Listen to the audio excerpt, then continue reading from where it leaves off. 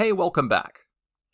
So as we've seen, just the Excel data model alone affords us some tremendous advantages relative to traditional methods for creating pivot table reports. Namely, that we are now able to analyze multiple different data sets, as long as they're related, that is, in a single pivot. But the data model is really only half the story. Excel's upgraded business intelligence capabilities also include an entirely new programming language called DAX. And this language gives us more power for performing calculations in the data model and your Power Pivot tables than we would have ever dreamed of before. More specifically, DAX is a formula language expressly designed to work with the data model. That is to say, tabular data sets with relationships between them. Now, before you think I'm going off the deep end by introducing an entire programming language in the middle of a course on Excel, just let me reassure you. DAX is actually very similar to Excel formulas and functions, just with a data modeling twist, so to speak. You'll actually find that many Excel functions you know will also work in DAX pretty much unchanged. However, as we'll see later, there are certain DAX-specific functions that only work in DAX. So there are two main ways to use DAX. One is to add new derived columns to the tables in our data model. The other is to create something called measures, which is where DAX really shines. But derived or calculated columns are a bit simpler to tackle, and definitely more intuitive for people whose primary experience is with traditional Excel, so we'll start there. So if you've ever used Excel tables, calculated columns in the data model work almost exactly the same as table formulas, in that they apply to entire columns and create entirely new columns of data. Incidentally, they also have pretty much the same effect as creating derived columns in Power Query, but with the power of Excel formulas and functions at their disposal. In fact, in many cases, you can use Power Query derived columns and DAX calculated columns almost interchangeably.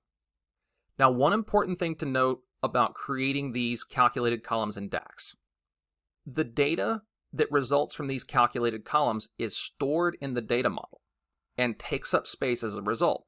So generally, you should keep these calculated columns to a minimum and use them only when necessary.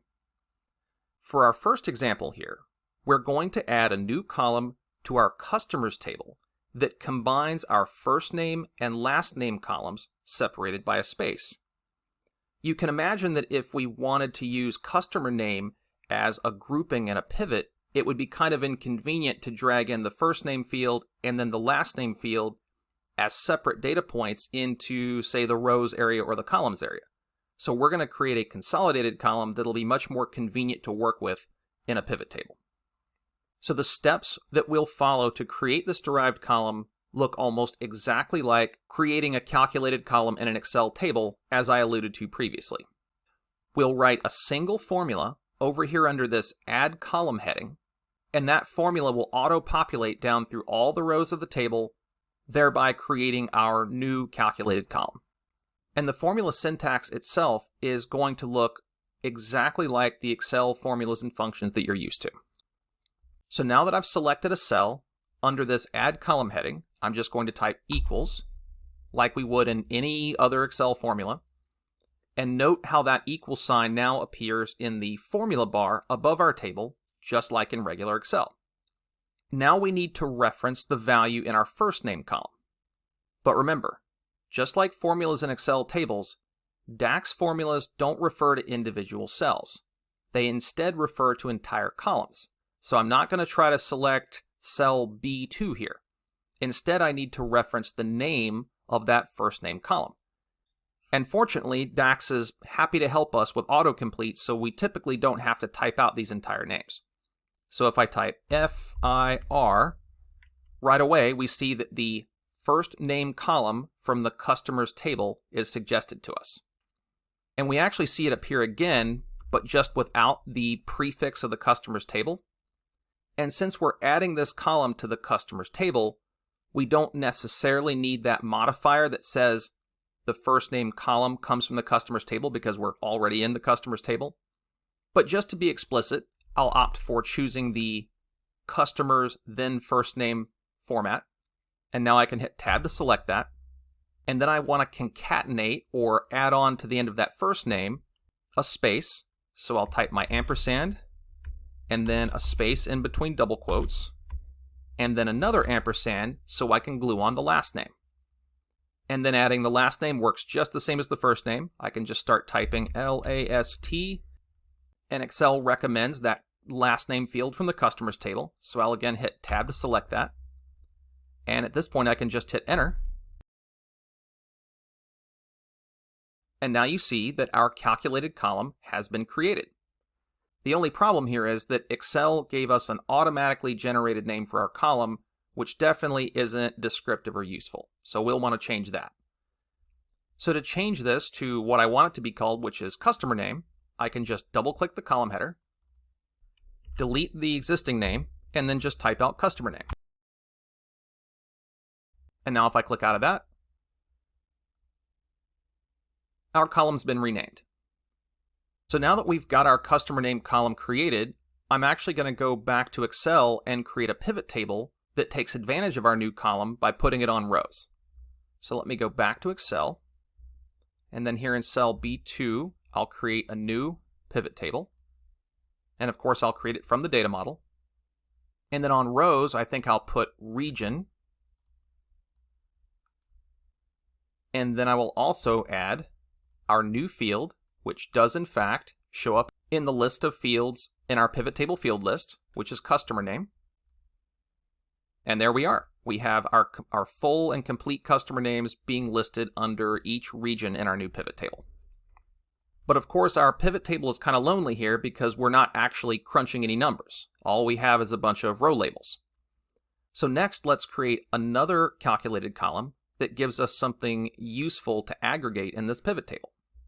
So back to our data model, I'm going to go to our service calls table, and my goal here is to create a summary in our pivot table of the average amount of time a customer call took in minutes. But if you look at our call duration column here, the values are actually in seconds. So what I need to do is create a calculated column that converts call duration from seconds to minutes. Seems like a pretty simple operation, right? We're really just dividing by 60. But there's one additional trick I want to show you here. So after I click under our Add Column heading, instead of immediately proceeding to write the formula, I'm going to click in our formula bar and then type the name I want our column to be, followed by a colon and an equal sign. Then I'll type the formula. Now what this is going to do is establish the name of our calculated column up front, so we don't have to go to the trouble of double-clicking the column header and then typing out the column name. So I'll type call duration minutes, and then a colon, and then an equal sign, and now we can start writing out our formula. And our formula is going to be super simple. We just need to reference our call duration column as the numerator in our calculation. And there we see service calls, call duration. And then we're just going to divide that by 60. So now if we hit enter, there we have it. For each record in our service calls table, we have the duration of that call in minutes. And now we can use this column in the value section of our newly created pivot table. So let's go back to Excel. And now if we look in our service calls table for our new field, sure enough, there it is. So let's drag that into the values area of the pivot. And what we're looking for is the average minutes that each call took per customer and region. So we'll change the way this value is summarized from sum to average, and then we'll tweak the number format so it's only showing us one decimal place. And there we have it. With just a couple simple formulas that don't use any syntax you weren't already familiar with if you're reasonably proficient with Excel formulas and functions, we've created two entirely new fields in our data model and use them to create a more meaningful breakout of call durations by customer than we would have been able to previously. All right, so now that we've added some useful calculated columns to our data model, it's time to explore how we can apply some slightly more complex DAX formulas to creating new columns in our tables. That's up next. I'll see you then.